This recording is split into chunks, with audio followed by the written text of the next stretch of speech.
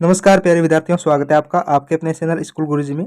देखिए, आज अंग्रेजी विषय का पेपर सॉल्यूशन करवाने वाला हूं कक्षा 7 का 17/2024-25 के लिए। अब बिल्कुल विद्यार्थियों, आपके एग्जाम के लिए 100% है वो इम्पोर्टेंट साबित होगा। एकदम रियल पेपर है जो कि आपके एग्जाम के लिए हूबहू पेपर ये छपेगा। बस आपसे रिक्वेस्ट है, अगर आप बाकी विद्यार्थियों से और कक्षा में अच्छे नंबर प्राप्त करना चाहते हैं कम तैयारी से कम समय में, तो आप इस प्रश्न पत्र को जरूर याद कीजिएगा। वीडियो को लास्ट तक देखोगे, पूरा देखोगे धैर्यपूर्वक, तो ये प्रश्न पत्र आपको याद हो जाएगा। सभी प्रश्नों के आंसर मैं आपको बता दूंगा, सभी प्रश्नों के। वैसे रिक्वेस्ट है कि आप वीडियो को पूरा देखकर प्रश्न पत्र याद कर लेना, ठीक है, क्योंकि पेपर में सारे क्वेश्चन है वो इन्हीं में से पूछे जाएंगे। तो धैर्यपूर्वक आप वीडियो को पूरा देखिए। चैनल पर नए हो तो चैनल को आप जरूर सब्सक्राइब कीजिएगा। और जो बाकी सब्जेक्ट के पेपर हैं वो भी मैंने अपलोड कर रखे हैं विद सॉल्यूशन इसी चैनल पर। इस वीडियो को देखने के बाद आपको सारे पेपर देख लेने हैं ताकि आपका सिलेबस है वो 100% है वो कवर हो जाएगा। देखिए, शुरू करते हैं बिना टाइम वेस्ट की। आपका सबसे पहला जो प्रश्न आएगा, इसमें पूछा क्या है कि read the following passage and answer the question given below. यानी आपको ध्यानपूर्वक इस पैसेज को पढ़ना है और फिर प्रश्नों के उत्तर देने हैं।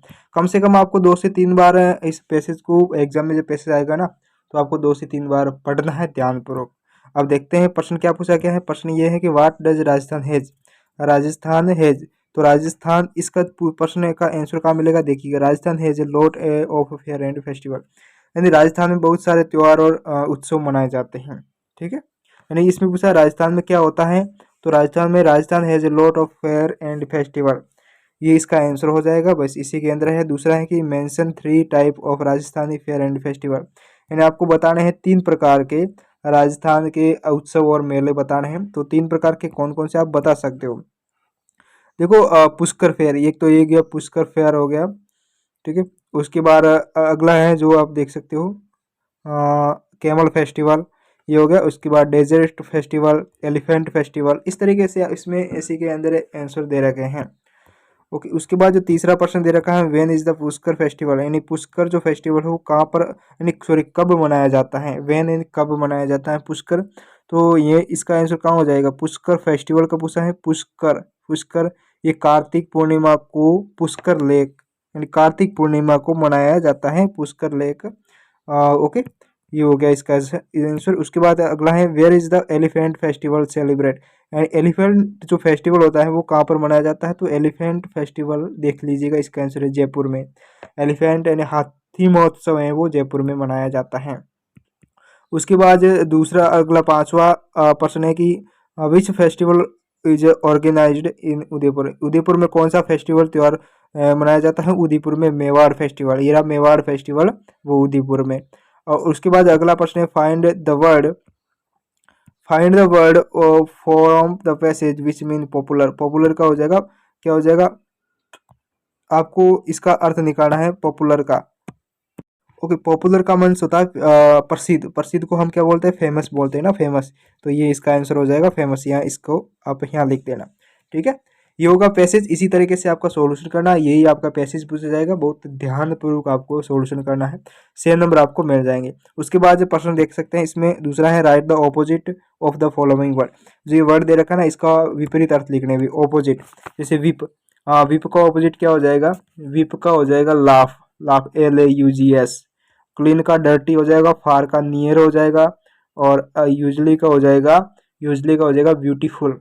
यूजली मीन्स गंदा हो जाए, मतलब गंदा होता है, और ब्यूटी मीन्स सुंदर होता है। इनिमी का फ्रेंड हो जाएगा, और ओल्ड मीन्स पुराना, न्यू मीन्स नया। और डे का विपरीत अर्थ हो जाएगा नाइट, और लैंड का हो जाएगा बोरो। बोरो की मीनिंग आप देख, डब्लू और BORROW, बोरो। ये हो गया इसका ऑपोजिट। ओके, तीसरे प्रश्न में क्या पूछा है आपको, इसमें वन वर्ड का प्रयोग करना है, एक शब्द का प्रयोग करना है। प्रश्न पूछा है कि a place where Muslim go for worship. यानी वह स्थान जहाँ मुस्लिम पूजा के लिए जाते हैं उसे क्या बोलते हैं, मस्जिद। क्या बोलेंगे, मस्जिद। और अगला है कि a period of 365 days, 365 days. तो ये 365 दिनों की अवधि क्या कहलाती है, ईयर कहलाती है। ईयर मीन्स वर्ष। अगर a person who live in village, वो व्यक्ति जो गांव में रहता है उसे विलेजर कहते हैं। और a person who treats sick person, वो व्यक्ति जो रोगियों का इलाज करता है, डॉक्टर कहलाता है। डी से शुरू होता है, डॉक्टर। वह sorry, one who can not here, वह जो सुन नहीं सकता, तो वो हो जाएगा डीफ। डीफ मीन्स बहरा, क्या हो जाएगा, डीफ मीन्स बहरा। और अगला जो लास्ट पर्सन है इसमें, वन हु राइट पोइम, वो व्यक्ति जो कविताएं लिखता है, तो वो पोइट हो जाएगा, पोइट, POEIT, पोइट मीन्स कवि। ये इसके लिए आपको वन वर्ड का प्रयोग करना था, जो कि मैंने बता दिया। स्क्रीनशॉट आप हर पर्सन का जरूर ले, ठीक है। इसका भी स्क्रीनशॉट लेना है, इसका भी स्क्रीनशॉट लेना है, ताकि बाद में आपको आसानी रहेगी इसको याद करने में, रिवीजन करोगे तब, ठीक है। देखिए, रिक्वेस्ट है, चैनल पर नए हो तो चैनल को आप जरूर सब्सक्राइब कीजिएगा। और जो बाकी सब्जेक्ट के पेपर हैं विद्यार्थियों, वो आपको देखने हैं। अगर आप पूरा सिलेबस कवर करना चाहते हैं, आप बेहतरीन परिणाम प्राप्त करना चाहते हैं, अपने कक्षा में टॉप आना चाहते हैं, तो सभी प्रश्न पत्र तैयार करने हैं। सोता है, write the word in plural number, आपको इससे बहुवचन लगाने हैं। सिटी का हो जाएगा CITIES, सिटीज हो जाएगा, ठीक है। फोटो का पीछे एस लगा देना। वाइफ का हो जाएगा WIVES, और मैन का MEN हो जाएगा। MAN है तो उसकी जगह MEN लिख देना है, ओके। ये हो गया वाइफ का, वाइव्स हो जाएगा, वाइव WIVES, वाइव्स।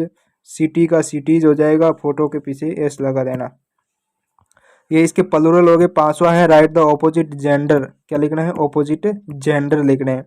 जैसे लोयन, लोयन का जेंडर क्या हो जाएगा, लोयनेस, LIONESS, ठीक है। और नेफ्यू का नाइस हो जाएगा, NIECE, नाइस।